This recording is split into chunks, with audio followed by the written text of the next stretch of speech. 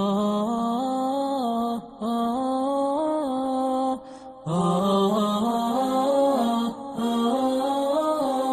Première question, bismillah. Étant une femme seule avec un enfant de 4 ans, comment allier le ramadan, la prière à l'heure, avec en plus le souci du travail? Bismillah, salatu wassalam ala rasulillah wa ala alihi wa sahbihi wa mawala. Comme vous allez le remarquer, hein, les questions, il y a des fois moyen de parler peut-être même une heure s'il fallait pour cette question qui vient d'être posée.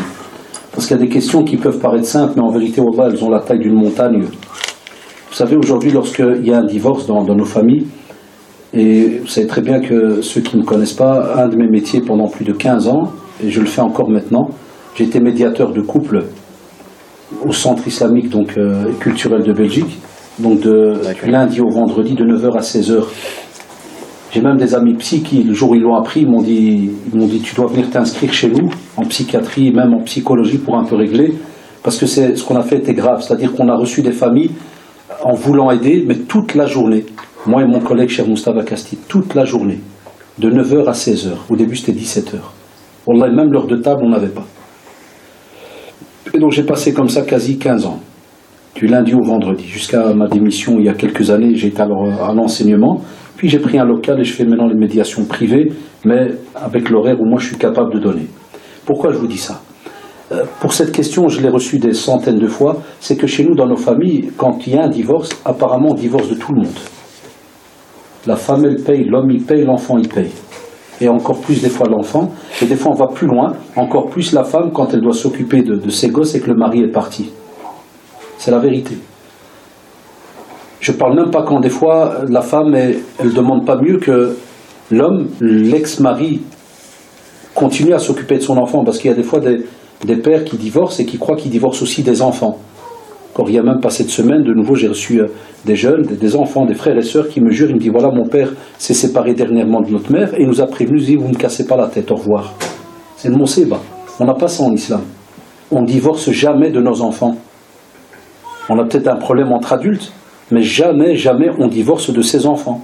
On reste présent. Donc normalement, un des premiers conseils qu'il faudrait que la famille donne, c'est à cet ex-mari, bon maintenant, je vous ai dit, c'est des longues questions, parce qu'on devrait alors poser la question pour être juste, et c'est pour ça que je ne juge pas ce mari. Je ne pourrais pas, pour juger, il faut avoir pour donner un avis sur une personne, il faut écouter les deux. Mais normalement, on devrait parler avec cet époux, où est-ce qu'il est, pourquoi est-ce qu'il n'aide pas, pourquoi est-ce qu'il n'y a pas des jours de garde, et ainsi de suite, normalement.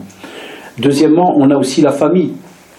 Normalement, dans la famille, lorsqu'on sait que, subhanallah, notre sœur a divorcé, et que je vais donner le cas où je vais suivre un peu l'idée de la question, où la sœur n'a personne pour l'instant. Normalement, la famille est censée venir aider. De temps en temps, on se propose que ce soit les sœurs, les grandes sœurs, les grands frères, s'il y en a, les parents, des fois les tantes ou oncles, apportent le petit à la maison, ils jouent avec les petits cousins. Et la femme, alors, elle respire un peu. Parce que vous avez entendu, elle travaille. Ne croyez pas que toutes nos sœurs crèvent d'envie d'aller travailler. Au contraire, on peut travailler en islam, loin de là. Le prophète Hassan Khadija, et vous le savez, on n'arrête pas de le dire, était commerçante, il y avait un juste milieu. Cheikh Ben Baz, rahimahullah, il a fait tout un épître sur la prière de la femme. C'est pas un problème chez nous, que la femme travaille ou pas, ou ceci ou cela. C'est quand il y a une structure, mashallah, qui fait qu'il y a un bien-être pour les deux. Mais ici, elle travaille, on sait très très bien que beaucoup de sœurs, des fois, m'appellent et me disent on n'a pas d'aide. Et vous savez très bien qu'il n'y a pas de social musulman au sens propre du terme. Et c'est pour ça que nos sœurs doivent aller alors travailler quand il y a un divorce. C'est catastrophique à dire. Ça veut dire que c'est comme si elles payent la facture 2 fois. Déjà le divorce, et puis après il faut aller retravailler pour s'occuper d'eux, plus aller chercher l'enfant, plus. Donc il faudrait essayer de voir, et c'est à la sœur de voir si jamais ce que je viens de dire, il y a moyen d'ouvrir une porte quelque part, c'est-à-dire vis-à-vis de la famille pour qu'ils viennent, qu'ils puissent un peu donc l'aider, qu'elle puisse des fois de temps en temps pour respirer déposer l'enfant de temps à autre avec les cousins ou les grands-parents ou les parents ou ceci ou cela, comme vous le remarquez. Ça c'est déjà une première chose. Deuxièmement, il se peut que la sœur va me dire non, tout ce que vous venez de dire, X est égal 0, il n'y a pas moyen, il n'y a rien. Sachez wallahi, et Allah en est témoin, vous êtes dans ce qu'on appelle une certaine forme de jihad. Vous êtes dans un jihad, c'est un effort que vous êtes en train de fournir pour, premièrement, Allah subhanahu wa ta'ala, et deuxièmement, c'est pour le bien de cet enfant plus tard. Notre vie, elle tient à rien, et vous le savez très bien. Aujourd'hui, on est là, et demain, on n'est plus là. Tout ce que vous êtes capable d'offrir à vos enfants, wallahi al-adim, ça n'a pas de prix.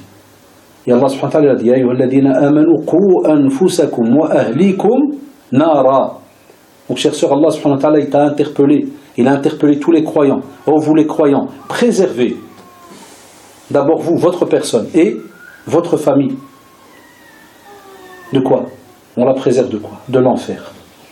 Cet enfer qui, comme vous le savez, de la braise qu'il y aura ce jour-là, c'est ce qui va bien faire brûler ce feu. C'est quoi? Waquduha an-nas wal hijara. Voilà, c'est l'être humain et la pierre qui feront en sorte que ce feu va être bien ardent. Donc alors on nous prévient, comme on l'a dit tout à l'heure, ce sont des versets qui nous réveillent, mais pas pour nous faire croire qu'Allah subhanahu wa ta'ala est là pour notre mal. Hasha lillah, jamais. Il nous prévient à l'avance, depuis plus de 1400 ans, il nous prévient. Et on te dit alors, chère sœur, si jamais tu es derrière cet enfant, tout ce que tu fournis, on l'espère, bi'idnillah, que plus tard, incha'Allah, la récompense, et tu auras un allié à tes côtés. Après Allah subhanahu wa ta'ala, tu auras cet enfant, à qui tu as voué des années. La même réponse, elle peut être traduite pour les hommes. On a aussi des frères qui nous posent la question, qui nous disent, voilà, comment je vais faire? Ma femme m'a largué, elle est partie, elle a largué les enfants, tout, elle s'est remariée quelque part, je ne sais pas où elle est. Ah, on dit, wallah, ne pensez pas que c'est souvent que côté femme. On a la même question côté homme. On retraduit de la même manière. C'est notre jihad sur terre. Ce bout de chou là, on ne doit pas le lâcher. Perpétuelle petite guerre, même quand ils sont mariés. Un a marié, je suis marié depuis plus de 25 ans, j'ai 2 filles mariées, et quand je vais chez mon père, Hafidahullah, et ce qu'il a invoqué Allah pour lui, parce qu'il vient d'attraper le cancer dernièrement, et bon, comme ils disent, il n'y a pas de médicaments pour ça, mais bon, invoquer Allah pour lui, et subhanallah, même comme ça, regardez à mon âge, et je vais chez lui, et il n'y a pas une visite que s'il ne me quitte pas, il me donne un conseil. Et il sait très bien que je donne des conseils. Qu'est-ce que ça veut dire? Que parce que moi je donne des conseils, je donne des conférences, je donne des cours, je connais tout, j'ai pas besoin de conseils. Par exemple, il m'a répété 3 fois ad-dinun nasiha, ad-dinun nasiha, ad-dinun nasiha. Traduit par la religion, c'est la sincérité ou le conseil. Et à la fin, wa'ammatihim, c'est-à-dire qu'on est censé avoir cela vis-à-vis de tous les musulmans qui sont autour de nous. Enfin, si dans ce hadith on a cité tous les musulmans, que penser vis-à-vis de nos propres enfants? On ne les lâche pas, même si c'est difficile. Et Ramadan, ou en dehors de Ramadan, on vous demandera toujours d'avoir un juste milieu. La yukallifullahu nafsan illa wus'aha. Allah subhanahu wa ta'ala, chère sœur ou cher frère, ne va jamais te faire prendre comme responsabilité plus que ce que tu es capable de faire. C'est ça la beauté de cette religion. Ce n'est pas une religion qui nous pousse entre guillemets à se retrouver à 4 pattes et à ne même plus être capable de lever un doigt pour faire quelque chose. Non, on fonctionne d'après donc nos moyens. Et Allah, s'il y avait le temps, je pourrais vous donner un tas d'exemples, même au temps du prophète sallam, où il a remis en place, il a corrigé l'adoration excessive de certaines personnes, ou qui voulaient trop faire, ou ceci ou cela. Toujours un juste milieu. Et pour terminer, ne laissez pas Satan, la'anallah, entrer dans votre dossier et vous faire croire que parce que vous rentrez fatigué, que vous n'êtes pas capable de faire ou d'offrir la même pratique que votre voisine ou je ne sais quoi, ou ceci ou cela, là, vous avez votre spécificité, votre dossier est privé. Quand on sera dans notre tombe, on sera seul. Vous allez être questionné sur vous. D'abord, vos actions. Donc n'allez pas essayer de ressembler à une autre sœur ou à votre sœur à vous, ou une cousine ou je ne sais quoi. Là, ce que vous êtes capable de faire, Allah subhanahu wa ta'ala le verra. فَمَنْ يَعْمَلْ مِثْقَالَ ذَرَّةٍ خَيْرًا يَرَهُ. Wallah, on a toutes les réponses dans le Coran.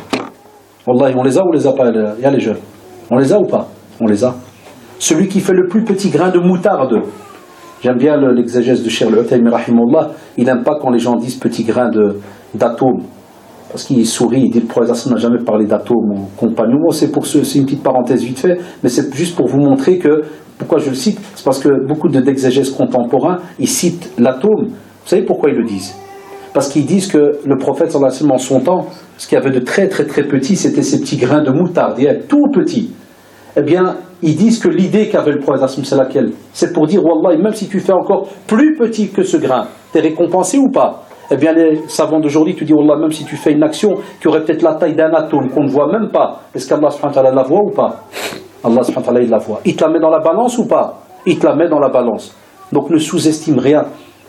Et nos enfants, je le vois, on a des cours de pédagogie, on a des formations, on est enseignants, il y en a parmi vous ici qui sont enseignants. Des fois, nos enfants, on a l'impression qu'ils ont peut-être besoin des heures et des heures à leur côté. Non, des fois, tu peux avoir, et on le sait même dans la concentration. C'est pour ça que dans les conférences, il ne faut pas trop allonger.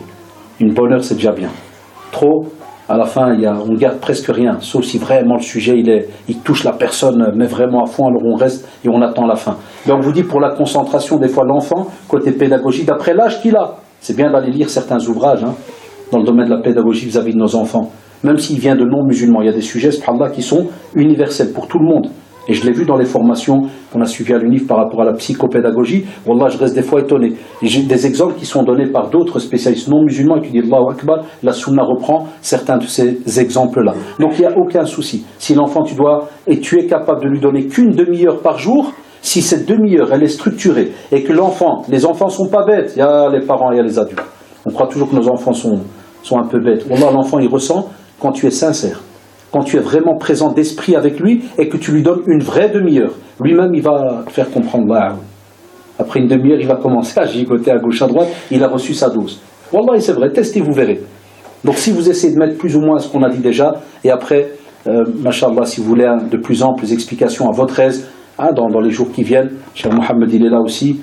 Vous pouvez rajouter quelques petites choses si vous avez des petits détails un peu plus poussés. Wallahu ta'ala. Et vous faites l'invocation toujours. L'invocation. Rabbana hab lana min azwajina wa dhurriyyatina zid qurrata a'yun waj'alna lil muttaqina imama. On a des invocations. Allez voir Citadelle du musulman. Et on demande que ces enfants soient la prunelle de nos yeux. Ça ou là.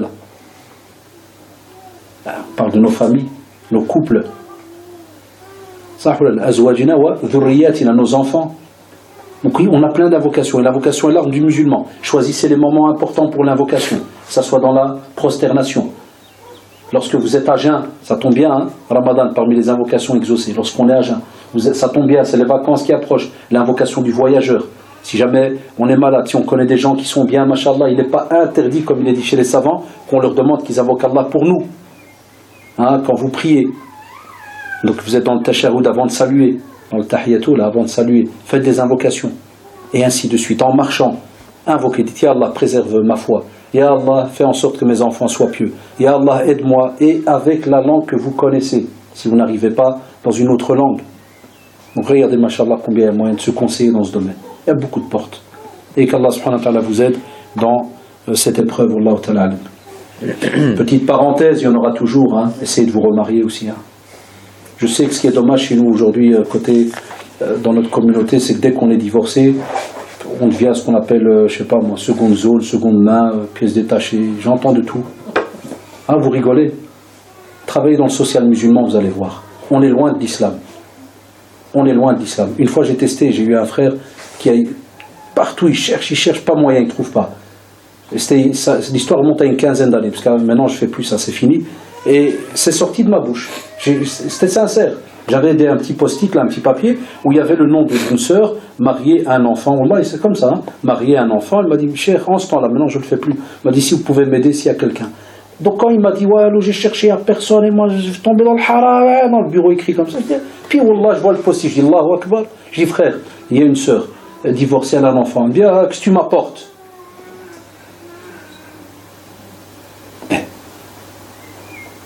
Mais quand on lit la biographie du prophète, sallallahu alayhi wa sallam, là, on fait tous, c'est beau, il a pris des femmes âgées, c'était des veuves, il y en a même qui avaient des enfants. Elle lui a dit, Ya Allah, est-ce que c'était Umm Habiba ou là? Ya Allah, parce que regardez, on nous direct un dossier. C'est une de ses épouses. Allahu Akbar, je dis, Wallah, elle est là. J'ai encore le texte en tête. Elle lui a dit, Ya Rasulallah, tu veux m'épouser? J'ai déjà, entre guillemets, un certain âge, et j'ai des enfants. Qu'est-ce qu'il lui a dit? Il lui a dit, j'ai aussi un certain âge, et j'ai aussi des enfants. Allahu Akbar. Et il s'est marié avec elle. Mais ça, on aime bien, quand on écoute ça, oh purée, ça, ouais. C'est pour agir. Bien, c'est pour agir qu'on arrive pas. On doit continuer à le... Donc, voilà. Ne fermez jamais la porte de la clémence d'Allah subhanahu wa ta'ala, faites les pas, et Allahu a'lam. Il y a une question orale. On va donner... Allez-y. Bismillah. Une question orale, ça veut dire que c'est une question comme elle a été écrite, c'est-à-dire en 2 phrases et demie. Si jamais ça dépasse 2 phrases et demie, on coupe. Non, parce qu'il y en a qui vont me lire, c'est mon copain qui commence en plus. On est juste, on va le couper aussi. Rapidement, tu avais dit tout à l'heure par rapport au travail, le fait que que des personnes prennent des arrêts maladie pendant Ramadan, sur le fait qu'ils ne peuvent pas prendre des vacances ou ainsi de suite. Voilà. Ah, il est fort. Il suffit de menacer, ça marche. Subhanallah. Non. Allah yabarak fik. Ya shabab, man ghasha falaysa minna. Le prophète a mis en garde ceux qui trichent, ceux qui mentent. Hatta wallah, on a demandé à certains mashayikh. Vous savez pourquoi je parle de mashayikh d'Arabie comme ça, on met bien les points sur les i. C'est pas parce que je suis d'une tendance ou je ne sais quoi. Tout ça, vous enlevez déjà tous ces cauchemars, tous ces trucs, rien à voir. C'est parce que le centre dans lequel j'ai travaillé ma quinzaine d'années s'appelle Centre islamique et culturel de Belgique. Il est rattaché à la Ligue du monde islamique à la Mecque. Donc on était rattaché au conseil des savants de la Mecque. Le Majma' al-Fiqhi, c'est-à-dire c'est un conseil de jurisprudence de la Mecque qui reprend, un minimum, c'est un comité de plus d'une cinquantaine de savants du monde entier, sans oublier qu'il est aussi rattaché au conseil de fatwa permanent des grands mashayikh d'Arabie. Donc on a eu ce privilège de travailler pendant 15 ans avec ces comités-là, donc on les contacte, on avait une ligne directe avec les mashayikh en ce temps-là. Enfin, c'est pour ça que je vous cite la parenthèse. Quand on a des rencontres avec eux, on leur posait la question, que ça soit Ramadan, on leur posait même pour le vendredi. Il y a des fois des jeunes qui font des faux certificats pour le vendredi. Cheikh, il dit, tu ne mens pas. Si tu as un cas de force majeure et tu es bloqué, tu ne mens pas. Tu ne trafiques pas dans les certificats ni quoi que ce soit. Prends ton courage à deux mains pour des fois demander. Moi, j'ai un ami à moi reconverti, subhanallah alim, j'oublierai jamais. Il est venu chez moi, il m'a dit, Cheikh Rachid, il me dit, Wallah, je crève d'envie, je veux le vendredi, je veux prier. Et il m'a dit, il n'y a pas moyen, le patron, il ne veut rien savoir. C'est tout bête ce que je veux vous dire. Je l'ai regardé. Je dis, t'as vraiment l'intention, il me dit, Wallah, je dis, invoque. Et je lui dis, invoque Allah et va chez le patron, dis-lui, est-ce qu'il y a moyen que pour le vendredi, j'ai besoin de 2 heures, je suis prêt à travailler 4 heures en plus, gratuit. Et tu m'as dit, tu crèves pour le vendredi. Je lui ai dit, pour rigoler, je dis, je te demande même pas de crever. 4 heures gratuit, c'est bon? Puis il m'a regardé comme ça. Il m'a dit, ouais. Ah, il n'a pas intérêt à dire non, parce qu'il était prêt à crever, à mourir. Moi, je te laisse la vie, 4 heures, frère. C'est bon, hein? Je lui ai dit 4 heures. Il m'a dit, ouais. Je dis, va chez ton patron. Wallah, les frères. C'était lundi, mercredi, il vient chez moi. Mercredi, moi, c'est un détail, mais j'aime bien les détails. Mercredi, je crois, il est venu. Tout content, il rentre. Allah, il me fait ça à marcher. 4 heures, 4. Il m'a dit, tous les vendredis jusqu'à la fin de l'année, il m'a même mis dans le contrat. Parce que le patron, il est malin, il veut les 4 heures. Il a même rajouté plus 4 heures, CADA, convention entre moi. Tu vois, écoutez bien, c'est là la chute. Parce que le début, c'est bidon, c'est tout bête. La chute, c'est quoi? Il revient, Wallah, ya shabab, même pas un mois après chez moi. Ah, Haddaj, il me dit, Wallah, tu vas pas me croire. Qu'est-ce qui se passe? Il me dit, le patron, il m'a appelé. Il m'a dit comme ça, texto, je t'ai surveillé. Et il m'a dit, les 4 heures, tu les as fait jour après jour, tu n'as jamais discuté ni bronché, parce qu'en plus, il fait commercial dans le magasin. Et il lui a dit, ni t'as tiré la tête, tu es resté tout le temps heureux. Et il lui a dit, dis-moi la vérité, pour seulement ces 2 petites heures là où tu vas à ta mosquée. Je lui ai dit, oui, c'est important chez nous. Il lui a dit, je t'ai surveillé, t'es jamais parti avant. Alors qu'il fait la fermeture. Wallah, il pouvait partir avant. Il lui a dit, je t'ai surveillé. C'est des versets, ils sont tous en or, hein. Vous comprenez en français quand on dit. C'est des versets. Cadeau numéro 2.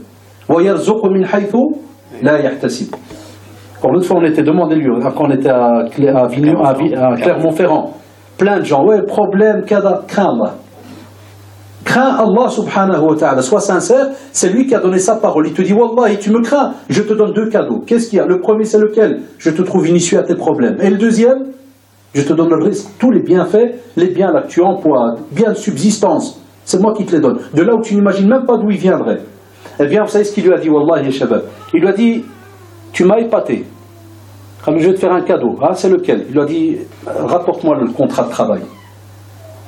Le lendemain, il vient avec le contrat, Wallah, el Shabab, il était avec le secrétaire, il lui a effacé les mentions et il lui a dit, tu reprends ton horaire normal et je te donne 2 heures le vendredi. Wallah, ça c'est un ami à moi. Ça c'est sur Facebook, je suis tout le temps connecté avec lui, moi, c'est un pote à moi converti. Wallah, mais encore maintenant, là où je vous parle, chaque fois il me voit, il rigole. Il fait 2 heures. Wallah, les gars, il a son vendredi, il va, il prie, il revient. Mais parole, je lui dis, frère, salam alaikum, direct le travail. Il m'a dit, Allah, Hadda, je parle avec personne. Ah oui, c'est une parole. Crains Allah. Mais ne va pas faire pour Ramadan la même chose. Comment tu veux invoquer Allah? Toi, tu mens, tu dis je suis malade. Et l'argent qui va rentrer du salaire. Déjà, rien que le faux usage de faux, là. Et l'argent du salaire. Combien il y en a qui font maladie, ils ne méritent pas la maladie? Et ils prennent quand même le salaire. Puis il te fait non, mais c'est Jean-Jacques, hein, sérieuse. Ah oui, moi j'entends, dans la da'wah, on doit être honnête. On ne doit pas toujours dire ouais, c'est des racistes. Naam, il y a certains qui sont vraiment racistes. Mais il y en a, pas des racistes. C'est des réalités. Parce qu'en tant qu'être humain, même si on est musulman, on reste un être humain. Ça, oulala. Il y en a qui trafiquent chez nous, il y en a qui bricolent, qui font des certifs, des ceci, des cela, alors qu'ils n'ont pas le droit de le faire. Reste quelqu'un de juste. Une fois, moi, un des proviseurs responsables de l'école, il m'a rencontré. Il dit, monsieur Haddad, vous êtes mauve. J'ai dit, ouais, ça m'arrive d'être mauve. Il dit, mais rentrez chez vous. J'ai dit, d'après le règlement, je rentre quand je serai à 4 pattes, quand je serai foutu. Tant que je ne suis pas foutu, je reste là. Il m'a dit, mais c'est pas normal, hein. Vous savez pourquoi? Parce qu'après, dans la discussion, il m'a dit, c'est bizarre, hein, parce que vous avez d'autres collègues comme chez vous. Ah, je sais c'est quoi le mot vous. Ça veut dire musulman. Il m'a dit, ah, il est déjà à la maison. 1 semaine. Et dans l'enseignement, vous savez, hein, c'est très rapide, hein. Choc psychologique. Il suffit qu'un gosse, il te fait, bah, je suis touché. Non, tu sais très bien quand tu as signé à quoi tu dois t'attendre. Ben, pour le travail, la même chose. Tu sais très bien qu'il y a un contrat. Al-Muslimuna inda shurutihim. Tu as un contrat, tu sais, prends congé Ramadan s'il faut. Spécialement, je dis à des fois à nos frères et sœurs qui n'ont pas encore d'enfants, bien qui ont des enfants en bas âge, qui ne sont pas en obligation scolaire. Prends congé. C'est un jihad, machallah. Je préfère aller au bled pendant l'année maintenant que d'aller en juillet août. C'est ruinant, ça. Prends congé avant. Il y a moyen de faire un tas de choses. Mais nous, on veut le beurre, l'argent du beurre, la vache, la laitière. On veut le camion. On veut la machine. On veut tout gratuit. Allez, s'il vous plaît. Ça ou là. On doit craindre Allah sur certaines actions. Et je vais être honnête avec vous, vous allez peut-être rencontrer d'autres, soi-disant, entre guillemets, prédicateurs ou des fatouatistes dans les quartiers, qui vont dire, ah, Haddad, il a dit ça, c'est des vendus, c'est des khouaf, des peureux. Vous allez voir, discutez avec certains. Ne crains pas Allah. Nous, on croit quelque chose qui nous a donné une permission en islam de soi-disant, quand c'est un non-musulman, gratte-le, vole-le, prends-lui, mens-lui. Le prophète ne l'a jamais fait. Sallallahu alayhi wa sallam. Il meurt et son bouclier, il est encore en gage chez qui? Chez un commerçant juif. Ça ou là. Il aurait pu dire, vous allez chez lui, et vous savez très bien, Omar, vous connaissez, le compagnon Omar. Tout le monde avait peur de lui. Et les juifs, par exemple, les chrétiens, c'était une minorité à la Mecque, en ce temps-là. C'est vrai ou pas? Il suffit qu'un des compagnons va chez le commerçant, lui dit, hey, remets le bouclier, ou bien je vais te rendre toi bouclier, même. Donne-moi le bouclier. Est-ce qu'un compagnon a déjà été injuste? Et s'il y avait des fois une petite injustice, le prophète se mettait là direct, et il l'arrêtait. Il le remettait en place. Donc, allons voir dans la sunna comment ça se passe. Wallahu ta'ala. Salam alaikum. En religion, une femme a le devoir de bien s'occuper de son mari. Pendant le ramadan, mon mari exige un repas élaboré, mais le temps passé à cuisiner est une perte de temps. Quel est le bon équilibre? Merci. Également, besoin d'un conseil pour les étudiants qui passent leurs examens pendant le ramadan. Barakallahu fik. D'abord, la question la plus facile, c'est les étudiants à examen. C'est tout simple, il faut étudier, hein, depuis le début de l'année. J'allais te sortir un miracle. Ouvre ton syllabus en septembre quand tu l'as reçu. Ça va, ça c'est la réponse pour la première.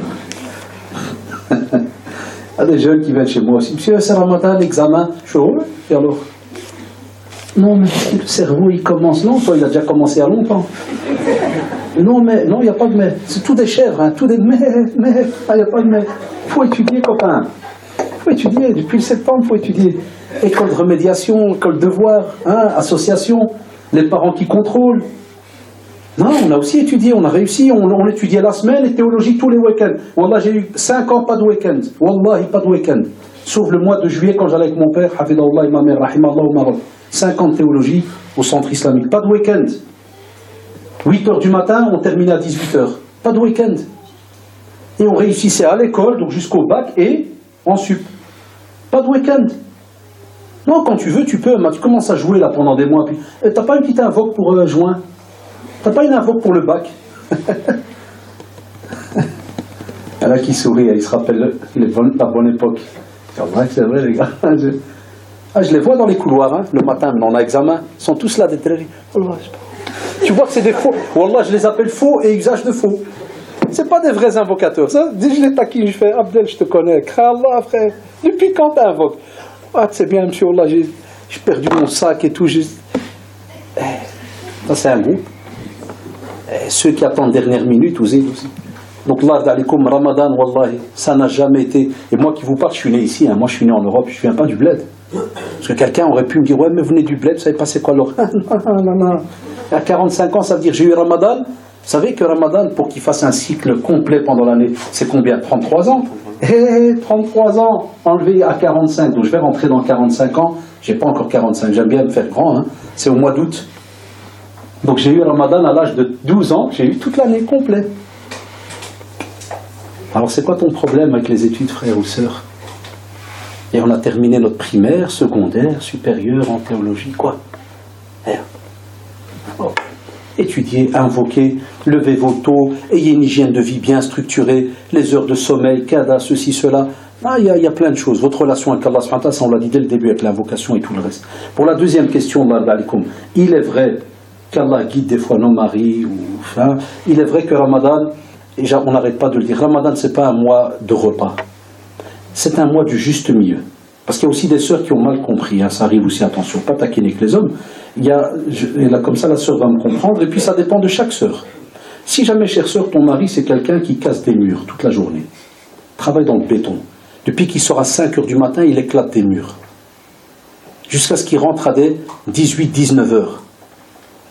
Est-ce que la consistance de cette personne-là sera la même de quelqu'un, par exemple, qui va au bureau à 9h30 et qui sort à 15h30 et qui a une pause à midi de 3/4 d'heure et qui a une petite réunion de remise au point à 13h pour je ne sais... Non, c'est déjà deux métiers différents. Ça, le mari qui reste à la maison, c'est encore un autre métier. Hein. C'est un métier de rester à la maison aussi. Oui, il faut structurer tout un temps.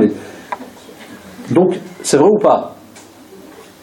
Alors quand le gars là qui pète les murs toute la journée, qui a besoin de calories, et que l'épouse veut lui déposer 3 fichetiques avec un brin d'herbe là. Mes chères sœurs, il va te manger. Wallah, al Maghreb, il va commencer d'abord par toi. Hein? Mais non, c'est la vérité. J'en ai eu devant moi dans les problèmes de couple. Et si Mohamed, je crois que tu en as déjà capté certains, il me l'a dit le frère. Wallah, il m'a dit frère. Il m'a dit Wallah, mon métier, elle le sait, je crève de faim.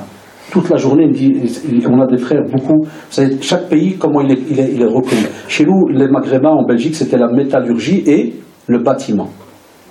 On a beaucoup ça maintenant en Belgique. Beaucoup de nos jeunes travaillent dans le bâtiment. C'est des journées lourdes. Il faut des calories, des ceci. Alors la sœur, Masha'Allah, normalement, quand on se préparait à se marier, on pose des questions, les habitudes, le ceci, le cela. Il y en a, ils ne parlent jamais de tout ça. Donc c'est normal, chère sœur, ton mari se peut qu'il veut quelque chose d'un peu plus élaboré que 3 fichetiques, ou bien, j'ai exagéré en disant 3 fichetiques, mais c'est pour les jeunes sœurs qui viennent se marier, elles savent de quoi je parle. C'est tout nouveau, on n'est pas habitué à commencer à structurer un repas spécial, une personne. Il y a des fois des sœurs, ils ont été habitués à faire à manger pour 10, pour leurs frères et sœurs avec leur mère. C'est vrai ou pas? Qu'elles se retrouvent avec un mari. Elle n'est pas habituée à faire une assiette. Et des fois, les sincères, elle te dit, mais c'est Ramadan, c'est le mois de... Naam, tu as raison. Mais il peut arriver que pour ce frère-là, s'il te plaît, et ça rentre dans ton adoration, Allah, et ça rentre dans le bienfait pour le couple, fait quelque chose d'un peu plus élaboré pour lui. Et après, le deuxième cas, c'est si jamais le mari exagère. Ça veut dire qu'il n'y a rien de ce qu'on vient de dire, et c'est juste parce qu'il n'a pas encore compris la notion de qu'est-ce que le mois de Ramadan. Déjà, pendant l'année, on n'exagère pas. Que penser pendant Ramadan? Alors là, vous essayez de, soit vous lui parlez, soit s'il y a un CD ou une conférence, soit si jamais vous savez qu'il vient, par exemple, écouter telle conférence ou prier dans un local ou à la mosquée, ou par exemple, si Mohamed, je parle de la région, va peut-être faire un rappel ou ceci ou cela, vous pouvez transmettre un petit mot. Salam alaikum, cher, mon mari prie souvent, là où vous allez, est-ce qu'il n'y a pas moyen, si vous faites un rappel, ça vous arrive de faire des petits rappels, de dire, tiens, est-ce que vous pouvez, et là, il peut le rappeler. Par exemple, ça c'est des rappels que la plupart des prédicateurs font pendant le Ramadan. De dire que le mois de Ramadan, c'est pas le mari qui est dans le salon, subhanallah, subhanallah, subhanallah, et la femme qui est dans la cuisine, patate, patate, patate, patate. C'est pas la même chose. C'est deux formes d'adoration différentes. Et on a des couples qui font ça maintenant. Le mari il aime Jibbet, et elle, ce qui est à la cuisine pour des heures et des heures. Je sais ce que c'est, j'ai eu 5 enfants, donc je sais ce que c'est. C'est une armée, tabarakallah. Et le Ramadan, il est passé comment à ce moment-là? Non, il faut un juste milieu. Donc, on parle alors aux prédicateurs qui font des petits rappels. S'il ne veut pas comprendre, essayez la discussion. Et après, on va vous dire, s'il vous plaît, on va vous dire un peu de patience pour les 3-4 semaines qui passent. Parce que, quelle porte vous voulez ouvrir? De la séparation? du divorce.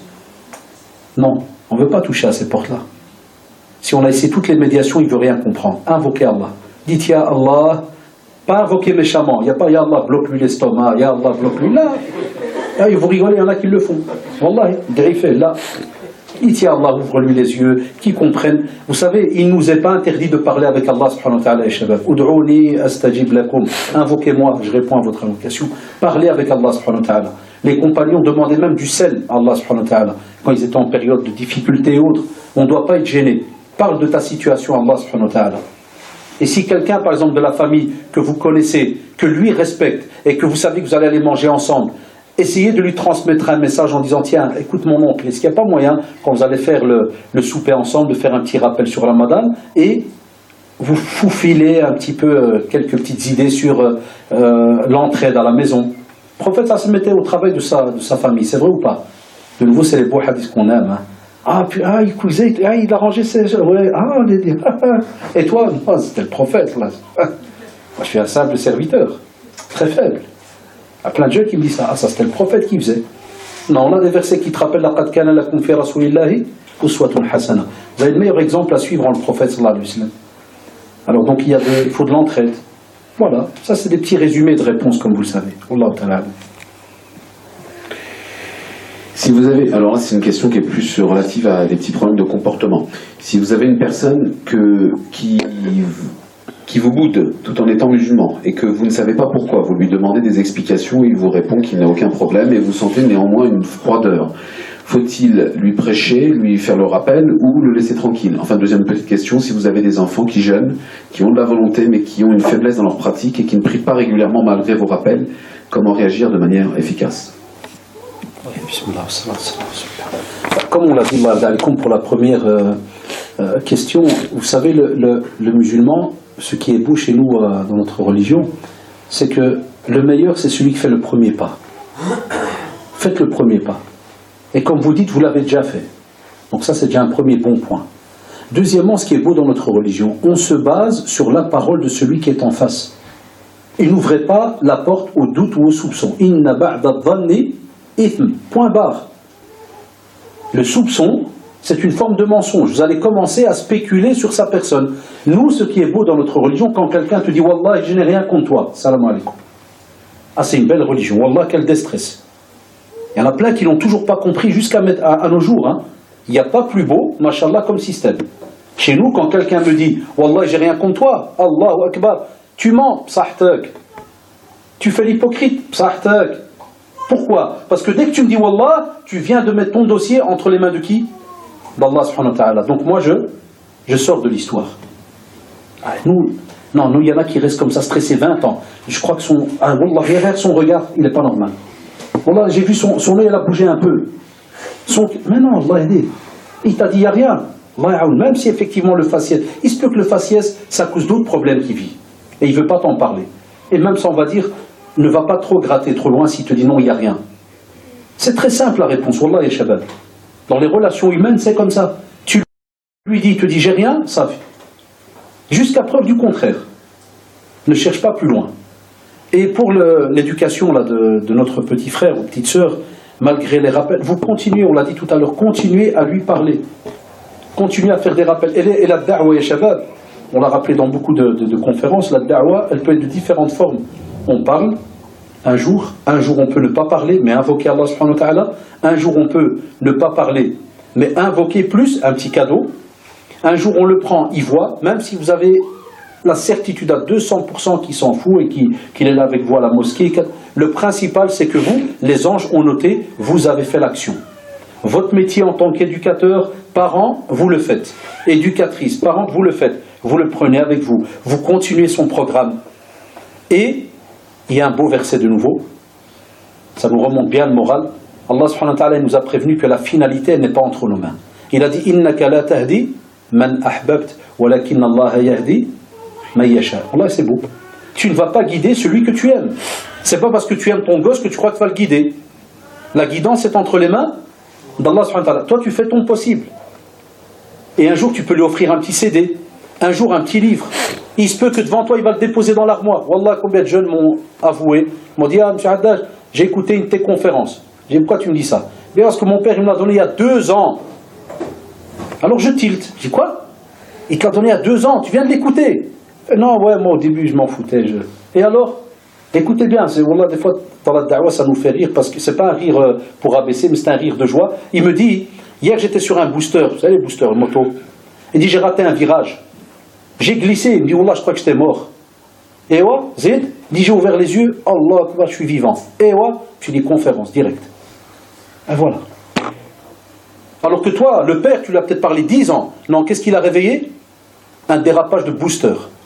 T'imagines ça s'appelle quoi ça? Cher booster? Le booster c'est un prédicateur? Non, c'est un signe.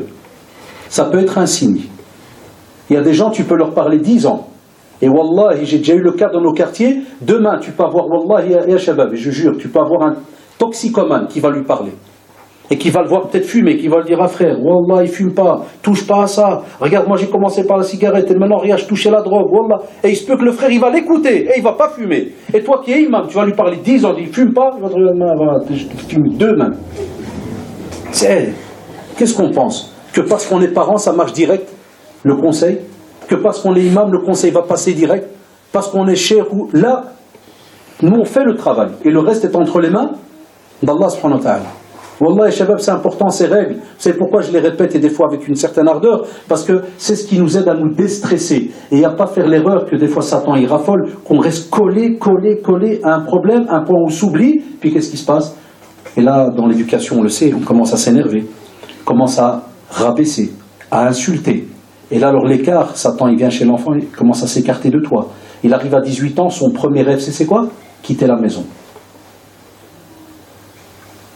Et il y a des personnes qui nous apportent leur témoignage, et qui nous disent, j'aurais aimé pratiquer, mais mes parents étaient durs. J'aurais aimé pratiquer, mais les voisins, ils étaient dégueulasses, ils allaient me balancer tout le temps, je faisais des tartes. J'aurais aimé pratiquer, mais, virgule. Non. Sois toujours un exemple avec lui de la douceur, juste milieu. C'est-à-dire pas trop exagérer laxisme, ni l'extrême. Toujours un juste milieu. Ne lâche pas, avance. Wallahu ta'ala. Vous avez vos questions, c'est des fois des conférences, ça c'est l'éducation. C'est des conférences. Mais on essaie juste de vous donner quelques pistes. Je sais que certains, ils doivent... Ah, mais il n'y a pas moyen de rajouter. Non, c'est quelques pistes parce que voilà, ça passe vite. Ouais, frère. Ouais, je t'entends, vas-y. Ouais. Est-ce que tu as des livres à conseiller pour l'éducation des enfants, que ce soit des auteurs musulmans ou non musulmans? Wallahi, cher frère, il y a tchouf. Le problème, si on était à Bruxelles, et je crois que tu peux le faire même par Internet. Je crois qu'ils ont ouvert maintenant ouais, ça me revient. Ils ont ouvert une vente en ligne. C'est la librairie, donc, Dar al-Hadith. Al-Hadith. A-L-H-A-D-I-T-H. Attention, pour pas que parce qu'il y a beaucoup d'al-Hadith. Tu dois trouver comme référence, l'adresse est 100 rue de la Limite, 1030 Bruxelles. T'as entendu? 100 rue de la Limite. Il y a beaucoup d'ouvrages maintenant qui ont été traduits parce que c'est une des meilleures maisons d'édition qu'on a à Bruxelles. Et mon collègue, vous connaissez des fois dans les conférences, Cheikh Moustapha Kastit. Donc moi et lui, on a démissionné du centre. Moi j'ai gardé le pôle prédication au centre. J'ai été à l'enseignement et lui, pourquoi je vous dis ça? Lui maintenant c'est lui qui travaille comme correcteur et il régit un peu les livres de Dar al-Hadith. Donc pour nous c'est une des meilleures éditions parce qu'elle est structurée, contrôlée et autres. Et là sur internet ils ont tout un chapitre pour tout ce qui est éducation des enfants. Tout ce qui est, même ils viennent de sortir il y a quelques mois un tas de nouveaux jeux, mais vraiment des imitations de jeux à l'européenne comme on dit. Par exemple vous voyez Assassin's Creed, c'est en jeu PSP et compagnie. Ils l'ont fait en carte. Et ils l'ont appelé Sahaba, les compagnons. Mais quand tu vois l'habillement, donc il n'y a pas les visages ni rien, mais quand tu vois des fois une cape ou ceci ou cela, ils ont donc le graphique, le graffeur, il a joué avec ce qu'on appelle des fois, avec le visuel, avec certaines images que des fois les jeunes, ça les colle directement. Ils sont attirés par donc l'image, par exemple. Donc il y a tout un chapitre dans ce domaine-là. Parce que j'ai des ouvrages, mais de te donner comme ça le nom, à la seconde, par cœur, je ne pourrais pas. Mais là, j'ai toute une panoplie, mais pour te dire la preuve, c'est tellement une habitude que voilà, je prends, je sais, c'est un tel. Il y avait Cheikh Nasih, je crois, Ilwan, mais tout ça c'était en arabe, c'est ancien. J'ai des ouvrages anciens. Le problème, c'est que te donner comme ça, je suis en train de voir, wallah, j'en ai plein, subhanallah, mais te donner comme ça de mémoire des références, je ne pourrais pas. Mais de voir dans le site, Et si tu les contactes, tu dis que c'est de ma part, ils font des pourcentages aussi. Profitons des pistons, quand il y en a, il y en a. Donc, non, là, ils font des fois des pourcentages, kada.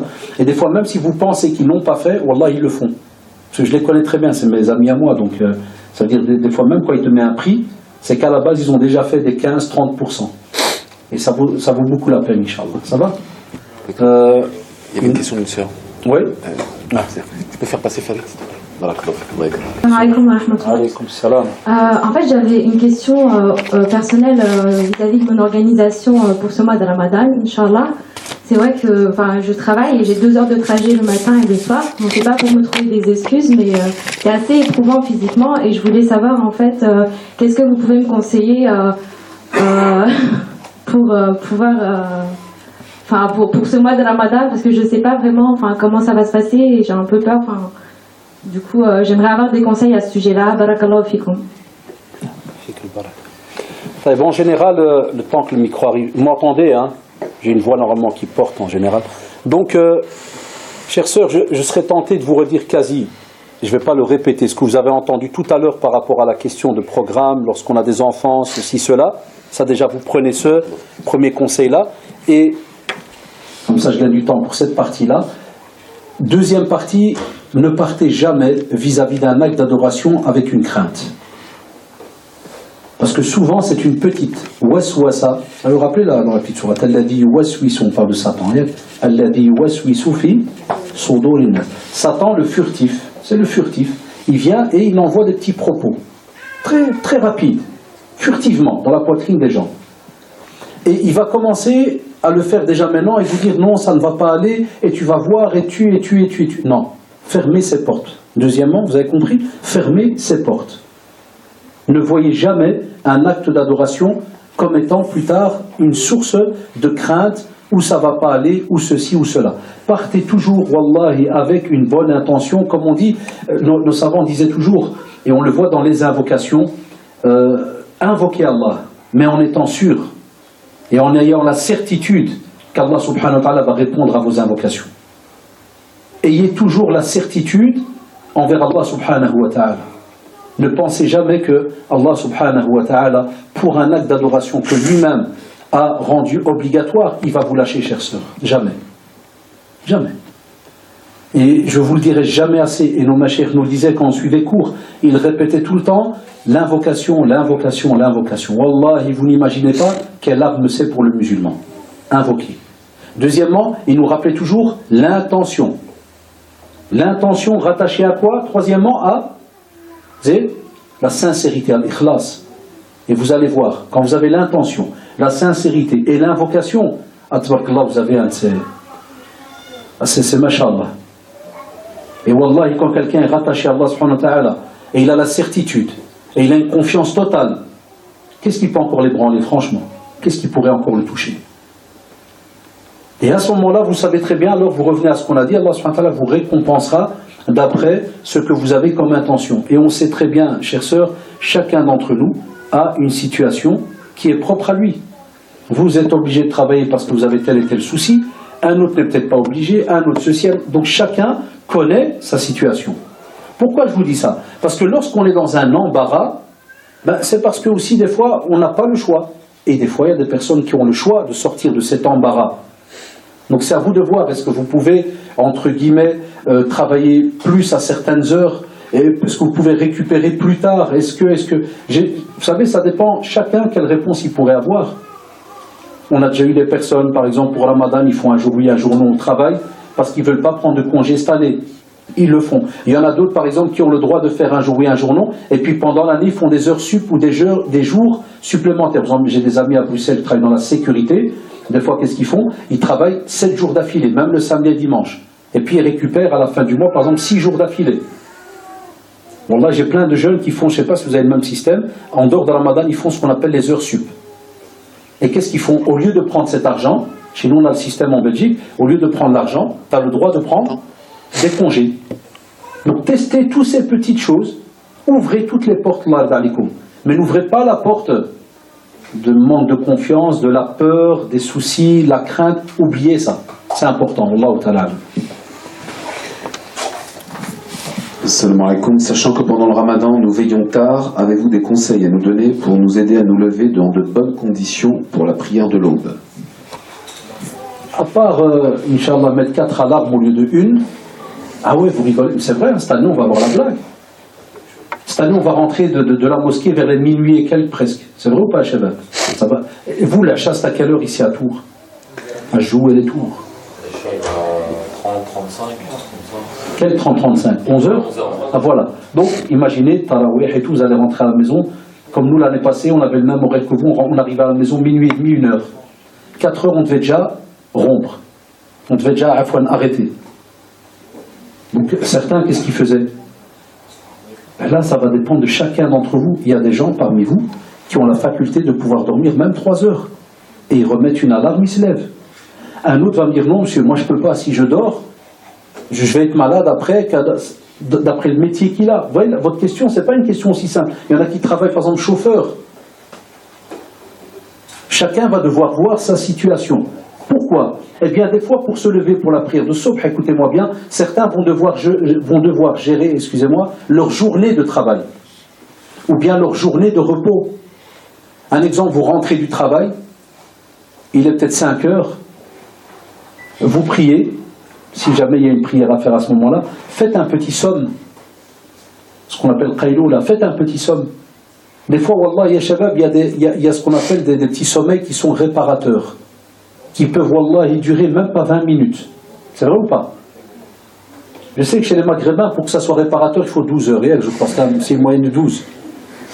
Ah, tu dis à Arabi Diana, tu dis réparateur 20 minutes. Ah, de faire 20 minutes, Allah, je vais me retourner dans le lit. Non, mais c'est bon. Vous savez très bien que l'être humain sait s'adapter. Donc, faites, et ça, on a des conférences à Bruxelles, que ce n'est pas nous qui les donnons, on invite des amis médecins qui viennent, subhanallah, nous parler de cela. Des fois, on vous dit, quand il y a des journées très très longues, de faire ce qu'on appelle des petites périodes de repos le soir. Tu rentres du travail, un petit somme.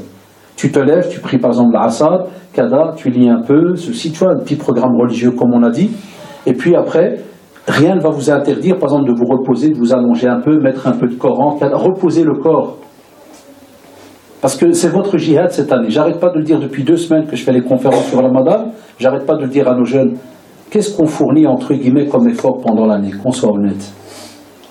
Allah subhanahu wa ta'ala demande de nous maintenant de la patience pour 29 ou 30 jours.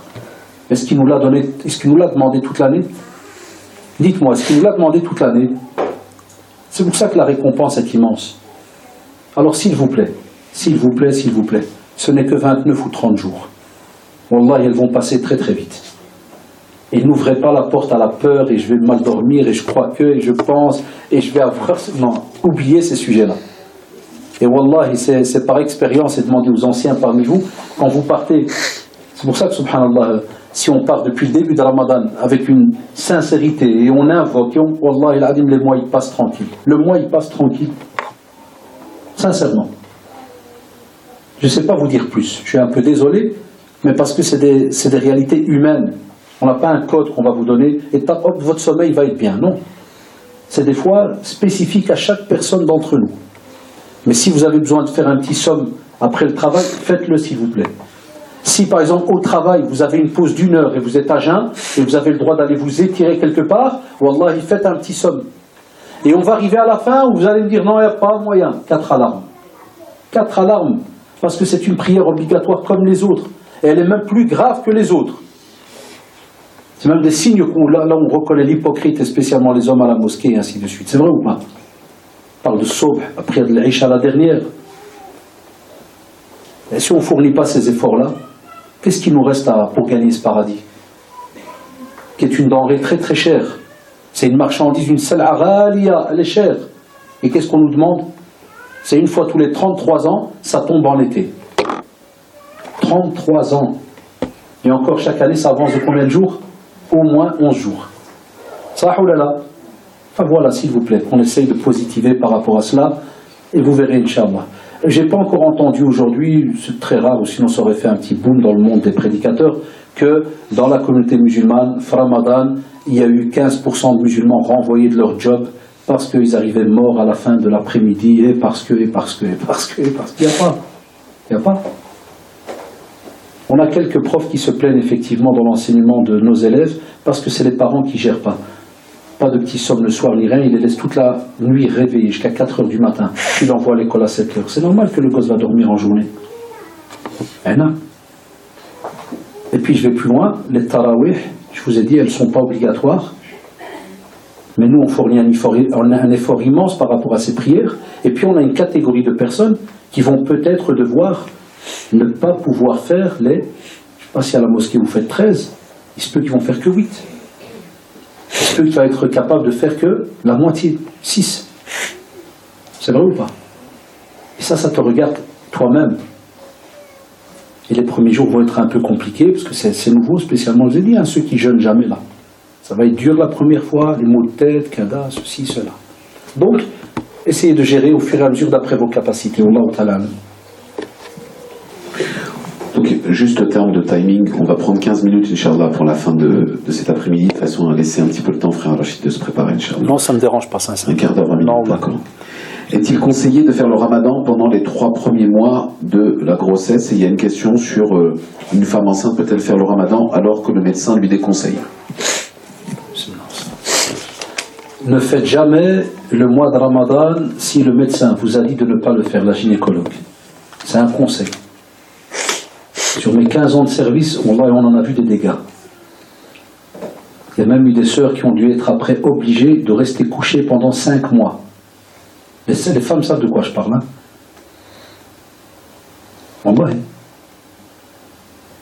Pour différentes raisons. Des fois, le fait, rien que pour le fœtus, s'il n'a pas tout l'apport nutritif qu'il a besoin. Et imaginez aujourd'hui, je vous ai dit, on va jeûner quasi plus de 19 heures. Ça, oulala.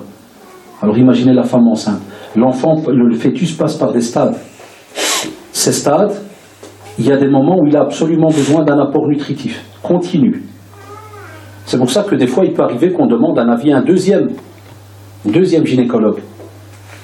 C'est pour ça que des fois, il arrive que certains médecins non musulmans ne nous comprennent pas quand on donne cet avis. Quand on dit de demander un avis à une gynécologue musulmane. Il y en a qui ne nous comprennent pas. Ils croient qu'on est contre un médecin musulman. Jamais de la vie, wallahi. Jamais, je le répète et je le répéterai tout le temps. C'est juste que des fois, le médecin musulman, il sait quelle est la portée de cet acte d'adoration chez toi en islam. Il sait que c'est tellement important qu'il va réfléchir un peu plus à ton dossier. Un non-musulman, il ne connaît pas l'importance de cet acte. Et peut-être pour lui, il va se dire, non, pour le bien-être général, vous ne jeûnez pas, point barre. Oui, mais attendez, si je devais jeûner, est-ce que je peux? Oui, vous pouvez, mais non, c'est mieux pas. Non, donc c'est juste, on va dire, un petit plus qu'il vous donne. Là, on prend son avis si on n'a personne d'autre. Si on a une gynécologue non musulmane et il n'y a personne d'autre, alors là, on prend son avis. On ne peut pas mettre en danger le fœtus. Si jamais le médecin a donné cet avis, lorsqu'il a fait l'échographie, vous a dit, écoutez, vous, dans votre situation, on ne peut pas. Et moi, j'ai toujours été étonné d'entendre certains nouveaux prédicateurs, des fois, qui, je parle chez nous, des fois même imams ou autres, qui directement disent, mais oh, qu'est-ce qu'il y a? Même nos mères, elles ont porté des gosses. Mon frère, c'est pas une réponse, ça. Ta mère, c'est ta mère, la mienne, c'est la mienne. Et ta femme, c'est ta femme, ma femme, c'est la mienne. Ça n'a rien à voir. Mélange pas les choses. Il y a des sœurs, elles peuvent être capables d'être enceintes et de péter des murs et de te porter sur le dos. Psahtek. Profites-en, frère. Elles ne sont pas toutes les mêmes. Même nous, les hommes, on est les mêmes. Il y en a, Ramadan, c'est des larves. Ça va, Abdel? Tu entends des sons là. Puis il est mort il y a 3 jours. Il est juste ça, on ne lui a pas demandé d'aller casser des murs, il est juste à jeun. Les yeux en orbite qui sortent, qui vont. Et t'en as un autre qui va venir, non, tu dois jeûner. Il se peut qu'il est fort malade, il ne peut pas. La question posée pour les femmes, pour les hommes, la même chose. Si le médecin dit tu ne peux pas, tu ne peux pas. Mais on est des fois, wallah, par amour pour ce mois de Ramadan, des fois on veut transgresser ses règles. J'en suis la preuve. Wallah, j'en suis la preuve. Des fois on doit parler de nous, de nos erreurs, ça arrive. Moi j'ai une interdiction formelle de jeûner depuis 5 ans. 6 ans maintenant, cette année c'est la 6e. J'ai différentes maladies que moi il m'invoque là pour nous. Puis vous allez dire, sont tous déglingués ces prédicateurs. C'est une clémence d'Allah, subhanahu wa ta'ala. Au plus Allah nous aime, au plus il nous éprouve. Enfin, n'allez pas invoquer pour avoir des maladies, ça on ne peut pas. Qu'est-ce qui m'est arrivé il y a quelques années? Écoutez bien. Je suis rentré donc pour une grave crise de rein et compagnie, donc je rentre, Et donc, comme on est connu à Bruxelles, un tonne de visites. Chef de service, elle vient chez moi. Bonjour, monsieur Hadash. Vous faites quoi dans la vie? J'ai dit, je suis pas un imam, mais je suis un théologien, un prédicateur, j'explique la religion. Ah, elle m'a dit, impeccable, ça tombe bien. Pourquoi? Elle m'a dit, à l'état, j'ai plein de vieux, ils sont mourants et ils veulent jeûner de force. Vous pouvez leur parler, pas de souci, elle nous donne leur numéro de chambre, je les appelle un par un. Elle descend, elle dit, qu'est-ce que vous leur avez dit? Je dis, pourquoi? Il me dit, ils mangent tous. Je dis, voilà, chez nous on a des règles en religion, je lui explique. On doit, kada. Mais regardez la roue comme elle tourne. Pour vous dire, on aime Ramadan, wallahi. Wallahi, on aime. Elle m'a fait les diagnostics, ils m'ont trouvé une autre maladie dans l'estomac, l'œsophage, kada. Ils m'ont dit, voilà, vous ne pouvez pas jeûner parce que si vous jeûnez, il y a tel truc qui va se mettre en marche et vous allez vous cramer, c'est pas bon. Kada. Je rentre à la maison, c'est fini, Ramadan arrive. Ma femme, elle me dit, ah, c'est le frère, ah, cher, tu peux pas. C'est pas la fin du monde. Je te dis, c'est bien la science. C'est pas une science exacte, non. Et je rigolais avec elle. 9h, 10h, 11h aux urgences, mon frère, pendant 3 jours. J'ai eu l'estomac qui a cramé complet, en trite sévère. Là, ils allaient m'enlever la moitié de l'estomac. Et le comble, c'est quoi? J'arrive aux urgences. Qui descend? La chef de service. Wallah. Et moi je la vois, je dis, ah, Rabbi salam. Je fais semblant de rien. Je reste comme ça, je regarde comme normal. Puis elle me fait, bonjour monsieur, je ne lève pas la tête. Je fais, ouais, bonjour. Puis elle regarde le dossier, elle me fait, Hadash. C'est pas vous l'imam? Je dis, pourquoi? Je dis, la prochaine fois, il faut faire ce qu'on dit aux gens. Hein. Aïda Wallahi. Vous ne m'avez pas dit qu'on ne peut pas jeûner quand on est malade. Je vous ai dit de ne pas jeûner. Je dis, vous vous trompez d'imam, il y a plein d'adash. Je rigole avec eux, je dis, écoutez, il y a plein de... Il me dit, non, il me dit, je vous ai dit, Wallah, regardez, subhanallah. Je sais ce que c'est.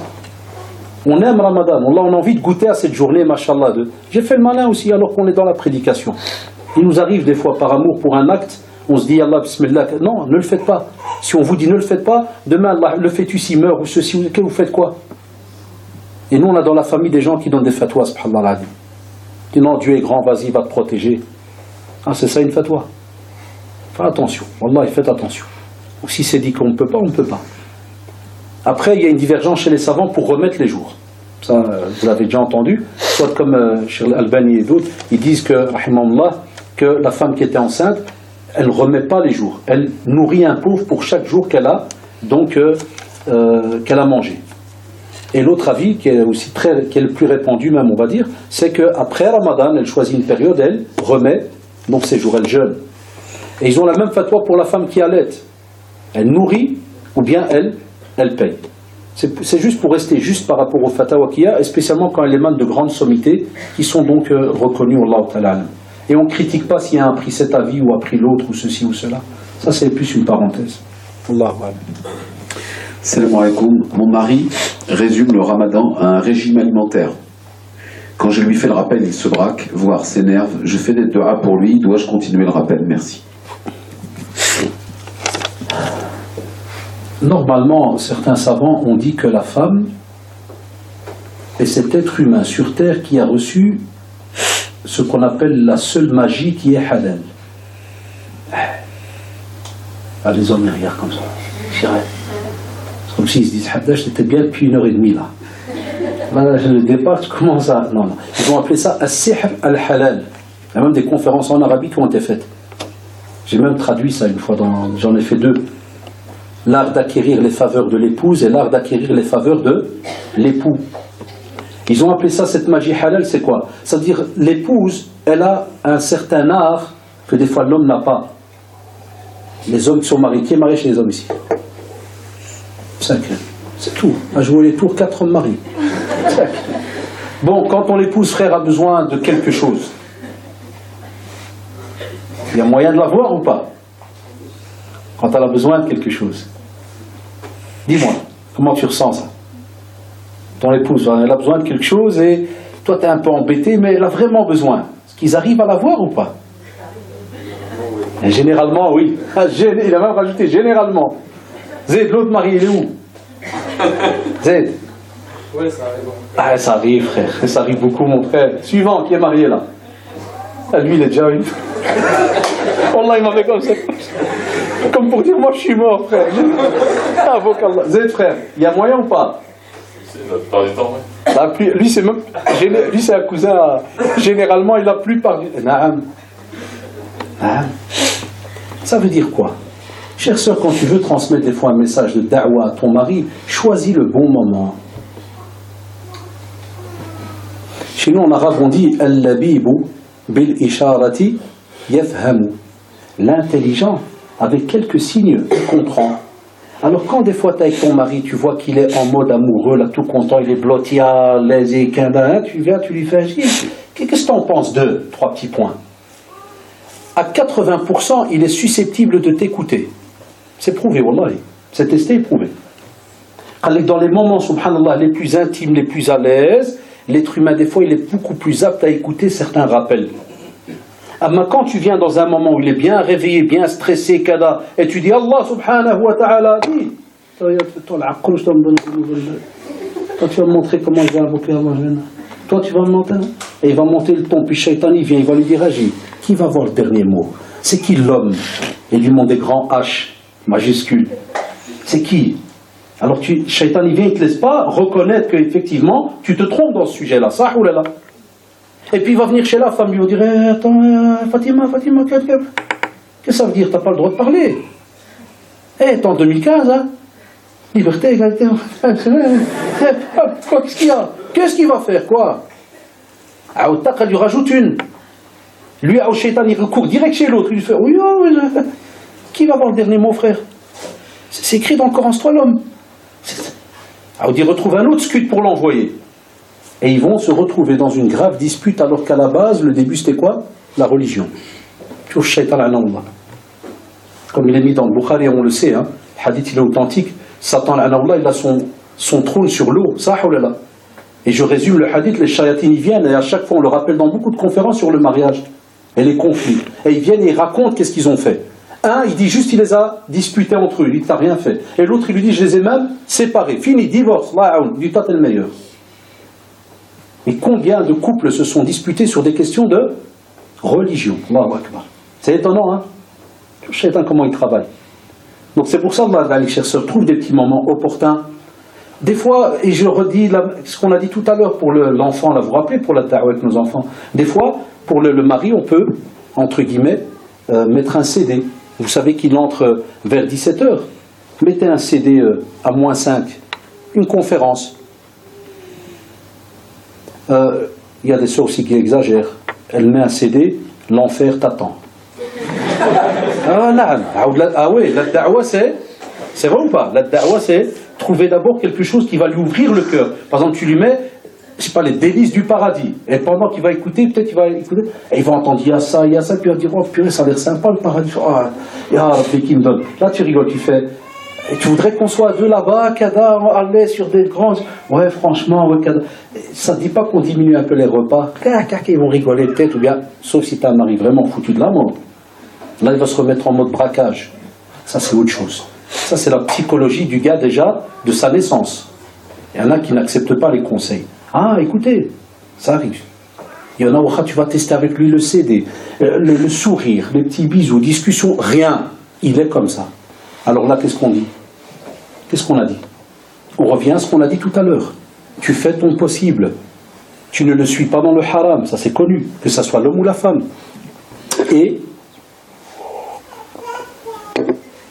tu uses au fur et à mesure des années, ou des jours, ou des mois, d'invocation, de discussion, d'intermédiaire. Il y a des gens qui changent après X temps, et il y en a qui ne changent pas. C'est entre les mains d'Allah subhanahu wa ta'ala. D'accord?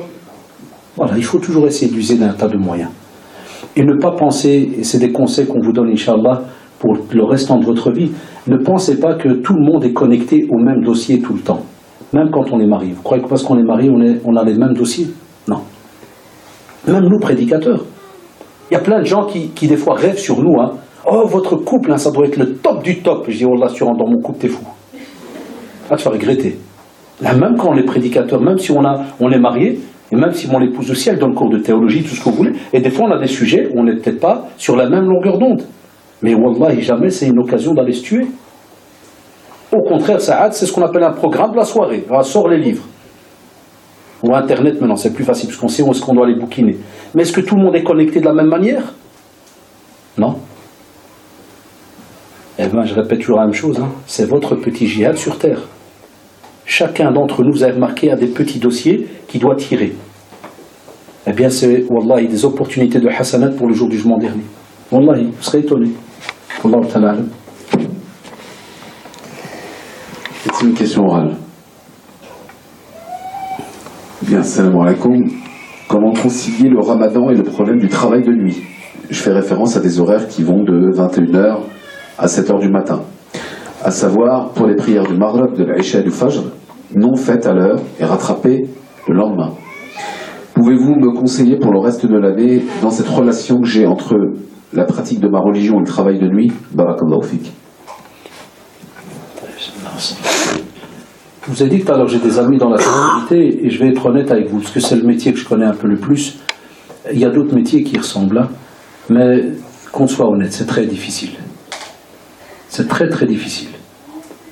Et c'est pour ça que je leur dis toujours d'essayer de jongler avec ce qu'on appelle les pauses, de demander à ce que la pause puisse être retardée, et ainsi de suite.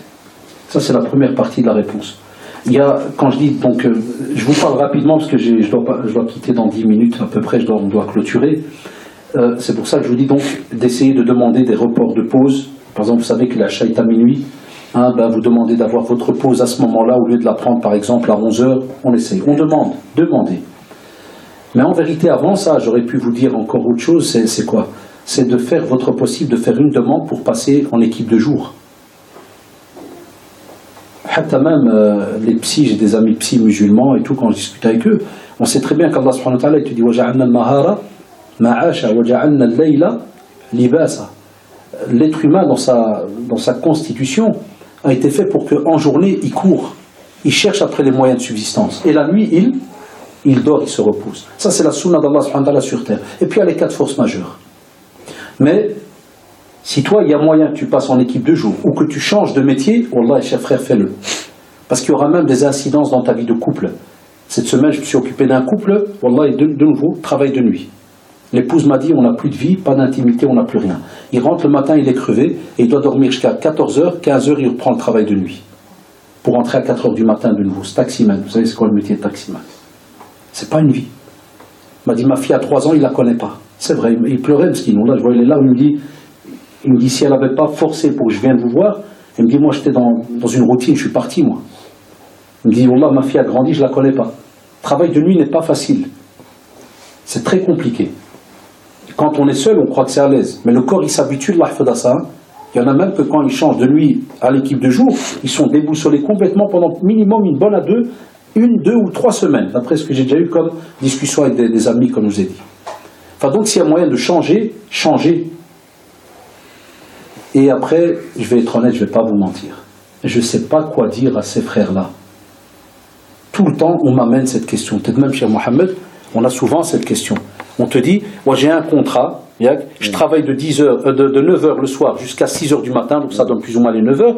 Et puis j'aime bien les frères, ils te disent, Wallah, c'est interdit que je prie, c'est interdit de ceci, c'est interdit de cela. Qu'est-ce que tu veux que je te dise? Wallah, jazik bekhel. Moi je ne pourrais pas te... D'abord, je ne pourrais jamais te dire d'aller prier le lendemain les 3 prières. Maghrib, l'Isha ou Subh. Je ne pourrais pas la sortir de ma bouche. Abadan. Je ne peux pas. J'ai dit à des jeunes, tu as le droit d'aller à la toilette, tu as le droit de prendre une pause. Il y a des syndicats quand même. Après, on nous sort souvent, ouais, mais on peut me renvoyer. Vous voyez, on nous sort toujours des freins. Comment est-ce que je peux pas? Je n'ai pas d'autre idée. Postule ailleurs, essaye de voir. Des fois, j'ai poussé certains amis jusqu'à ce qu'il m'a dit, ouais, à la pause, je peux sortir pris dans le parking. Il pleut, c'est ton jihad, frère. Wallah, Allahu Akbar. Est-ce que tu as fait toi la hijra? On t'a demandé de traverser la Mecque-Médine à pied, 400 km. Est-ce qu'on t'a boycotté pendant 1 an dans le désert ou 3 ans? Non. Pris d'or. Le prophète Hassan m'a dit, parmi les choses, il y a le hadith très, très beau, qui te dit, U'titu khamsan, lam yu'tahunna ahadun qabli. C'est-à-dire il a reçu 5 choses qui n'ont pas été données à d'autres prophètes avant lui. Et l'une des choses qu'il a reçues, c'est laquelle? وَجُعِلَتِ الْأَرْضُ مَسْجِدًا وَطَهُورًا فَأَيُّمَا رَجُلٌ أَدْرَكَتْهُ الصَّلَاةُ فَلْيُصَلِّ. C'est que la terre, ils disent, le prophète Asmi dit, وَجُعِلَتِ الْأَرْضُ مَسْجِدًا وَطَهُورًا. C'est-à-dire la terre complète, elle est pour moi, elle a été faite pour moi comme mosquée lieu de prière est purifié. Elle est purifiée avec le vent, la pluie, ceci, cela. Si jamais quelqu'un, c'est l'heure de la prière, il est en train de marcher dans un parc ou quelque part, qu'il prie. Après, bon, il y a les règles, on fait attention ici en Europe, mais vous avez compris. On te dit, tu peux aller prier à la cave, va à la cave. Donc j'ai demandé à des gens, je dis, est-ce que tu as le droit à la pause d'aller descendre au -1? Il m'a dit, oui, il n'y a pas de souci. Va frère, prie. Prie pas avec Surat al-Baqarah, avec Surat la vache. Prie le Fatiha, un verset. Et naam, parce que tu es dans un cas de force majeure, on te laisse que 5 minutes par exemple. Ça, teste. Mais n'attends pas de moi que je te dis, demain regroupe 3. Je ne pourrais pas la sortir de ma bouche et je suis gêné de le dire. Quand je dis gêné, en vérité je suis embêté, c'est pas le bon mot. Je suis embêté pour toi parce que je sais que tu vas me dire, ouais mais vous m'avez pas apporté de solution. Je ne suis pas moufti de la catégorie de ce qu'on appelle les grands savants. Il faut voir avec eux. Si eux oseraient te dire ça, hein, tu vas aller à l'Umrah, pars en Arabie, essaie de les voir, au Maroc, essaie de voir un comité de savants, trouve quelqu'un d'autre qui prend la responsabilité devant Allah subhanahu wa ta'ala de te permettre de regrouper en journée 3 prières. Moi, wallahi, je ne peux pas. Enfin, vous m'entendez parler beaucoup, mais je suis limité. Ça, c'est un domaine qui me dépasse. Peut-être chez Mohamed, je ne sais pas, il y a peut-être d'autres avis, mais je ne peux pas aller plus loin. Wallahu ta'ala. Je voulais sur la même question parce que je suis concerné. Je voulais savoir par rapport aux prières obligatoires pendant le moment du travail, bon, où je peux me permettre. Est-ce que des prières surérogatoires, c'est possible aussi si on peut les faire? Tchouf, Shabab, quand vous priez, le frère il dit, si on travaille qu'il y a des prières obligatoires, bien surérogatoires. Ce que vous êtes capable de faire, faites-le. Il n'y a pas de souci. Tu vois ce que je veux dire? Au contraire. Je parlais sur le fait du dérangement de, par exemple, le patron, comme il me paye. En fait, comme il me paye, que donc qu'on soit obligatoire et puis que derrière, et nam, c'est pour ça qu'on soit honnête. Nam, voilà, cher frère, qu'on soit honnête, qu'on fasse d'abord ce qui est obligatoire à faire. Ça, c'est le principal. Qu'on soit d'abord rattaché à l'obligatoire. Ça, tu sais qu'il n'y a pas de souci. Il te dit 5 minutes, vous pouvez prendre. Faites 5 minutes. Mais que quelqu'un va prendre 10 minutes, un quart d'heure en disant non, moi je vais faire mes surrogatoires, je vais faire. Celui-là, il est en train de jouer un jeu très grave. Parce qu'on en a discuté, Allah, avec le Machar, il te dit, toi tu as une parole avec la personne. La surérogatoire, elle n'est pas obligatoire pour toi à ce moment-là. Fais alors le qiyam layl à la maison. Fais du qiyam. Prie dans des moments où tu as le droit de faire déjà. Après le maghrib, on rentre dans le qiyam. C'est vrai ou pas? Fais des raka'at à ce moment-là. Pourquoi? Parce que si jamais il t'attrape et que tu as pris plus que ce que tu as pu prendre, déjà le mensonge, le vol, et vous êtes parti des fois même pour une faute grave. Et tu peux être alors licencié sans chômage ni rien. Moi je te le dis, on est dans la pratique. Un autre jeune va peut-être lui dire à mon frère, cet imam qui a dit ça, c'est un peu heureux, Dieu est grand, Dieu va t'aider. J'ai déjà eu le cas de certains jeunes à Bruxelles qui ont fait les kamikazes comme ça. Vous savez ce qui se passe? Le jour où il est renvoyé, il revient chez les copains là. Qu'est-ce qu'ils lui disent les copains? Non, moi je t'ai donné juste un avis. Ouais, mais les gars, je suis au chômage, mais non, il n'y a pas moyen que vous me récoltez un peu d'argent? Non. Moi je suis un paumé comme toi, c'est bien, hein? Et oh, pourquoi t'as parlé? Qu'est-ce qu'il faut? Ils viennent au centre islamique ou bien peut-être chez Mohamed. Est-ce que vous n'avez pas d'argent de la zaka pour nous? Et là, ils voient la réalité de la communauté. Chacun a ses problèmes. Tout le monde se débite. Ça? Là. Pour ça, nous, après toutes ces années de prédication, on acquiert quand même une certaine maturité. On ne parle pas aussi facilement que les jeunes parlent aujourd'hui. Ça, ils ont un discours des fois trop dur, trop rapide. Ben non, mon frère, Dieu est grand, tu t'en fous. Ah non, mon frère, non, mon frère. Puis le jour où il y a un problème, tout le monde rebrousse chemin. Et on te laisse tout seul. Faites attention. Jazakumullah pour votre écoute. Parce que je vais devoir prendre la route pour aller à la gare, Inch'Allah. Et Allah en est témoin. Allah, il le sait, Cheikh Mohamed. C'est toujours un plaisir de vous revoir, même si ça prend quelques années. Mais je le dis et je le redis, il y a comme ça, comme l'autre fois là, Clermont-Ferrand, il y a quelques endroits comme ça en France où on est comme dans la famille, comme on dit. Comme si on revoit des têtes, comme si on était avec eux chaque fois. Donc je vous remercie Allah pour votre respect, votre présence, subhanallah, votre écoute, et profitez, vous avez avec vous quelqu'un de compétent qui est au courant de plein de choses, qui a aussi donné du temps pour apprendre la religion, l'arabe et ainsi de suite. Donc vous avez de la compétence. Vous avez d'autres régions où je vais, wallah, ils n'ont personne. Vous savez quoi le mot personne? Il n'y a rien. Ici au moins quand on a quelqu'un dans la région, profitez. Et c'est comme ça, je ne sais pas vous dire plus, mais vous allez voir, il faut vous donner quelques années, quand des gens comme nous qui sont en face de vous vont prendre de l'âge, ou bien vont disparaître, posez-vous une seule question maintenant, alors je vous parle, où est la relève? Où est la relève? Qui va parler à nos enfants? Les petits là qui ont 4-5 ans, qui va leur parler? C'est pour ça, Allah alikum, si vous entendez qu'il y a des cours, suivez les cours, formez-vous. Parce qu'on a besoin d'une certaine relève. Wallahu ta'ala alam.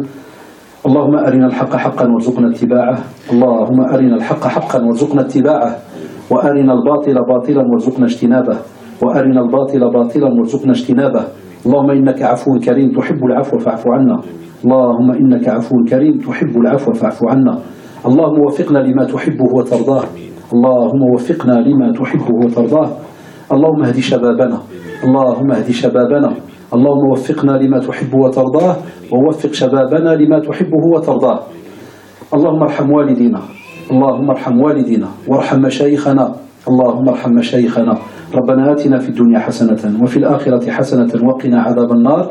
Et avant de clôturer avec la dernière invocation de Majlis, je laisse à Mohamed Hafidallah vous dire peut-être quelques dernières directives, puis on conclut avec l'invocation de clôture, et puis je devrais partir. Allah ta'ala. Barakallahu fikum. Donc, que rajouter de plus si ce n'est Barakallahu fikum de votre présence. Inch'Allah, on continue attaché de vrai. Vous pourrez retrouver, Inch'Allah ta'ala, cette conférence en vidéo prochainement sur le Facebook ICM37 et Mohamed François 37, puisque notre dernier compte Facebook, je parle à titre personnel, a été bloqué il y a quelques jours. Donc il faut basculer sur l'autre compte Facebook qui n'est plus Mohamed François tout court, mais Mohamed François 37. On a réouvert un compte. Ou bien évidemment sur le compte Facebook ICM37. Ne soyez pas des moutons. Quand je dis ça, c'est pas ironique. On entend plein de choses, des choses positives, des choses négatives. Je pense que chacun a la capacité intellectuelle de pouvoir savoir ce qui est vrai de ce qui est faux. Donc apprenez à avoir des raisonnements par vous-même, des avis sur vous-même. Il y a beaucoup de choses qui se disent, peu de choses qui sont vraies. Allez vers l'authenticité, ne loupez aucun rappel. Ne loupez aucun rappel parce que tout le monde en a besoin, y compris celui qui vous parle. Barakallahu fikum. Nas'alullah azza wa jal an yashfi mardana wa an yassur uyubana wa an yuwaffiqana jami'an ila ma yuhibbu rabbuna wa yarda. Subhanakallahumma wa bihamdika nashhadu an la ilaha illa anta nastaghfiruka wa natubu ilayk. Subhana rabbika rabbil izzati amma yasifun wa salamun ala al-mursalin. Walhamdulillahi rabbil alamin. N'oubliez pas vos invocations pour notre frère Rachid. Salam alaikum.